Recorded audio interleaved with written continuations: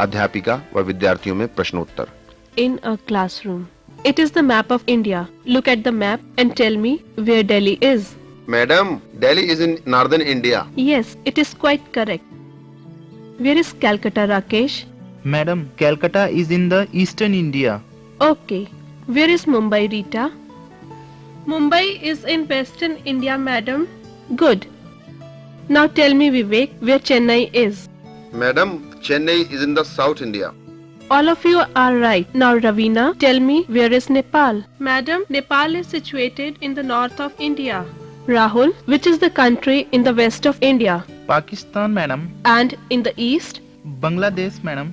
Okay, Rahul. Now, Deepak, you tell me, which is the sea in the west of India? The Arabian Sea, madam. Good. And in the south? The Indian Ocean, madam.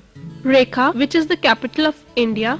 New Delhi, madam. How far is Mumbai from Delhi? Madam, Mumbai is around 1600 kilometers from Delhi. Excellent, Rekha. Now, Ravi, you tell me, what is the main occupation of Indians? India is a country of blazes. Majority of people are farmers. Which are the main rivers of India, Sapna? The Ganges, the Yamuna, the Kaveri, the Krishna, the Narmada, the Satluj and the Brahmaputra. Vijay, which are the four biggest cities of India?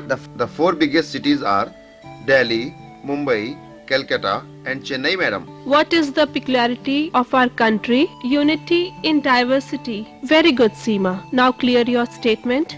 There are many religions, but our country is a secular state. We have different castes and languages, but we are all Indians. You are right, Seema. Really, our country is great, and we are proud of her.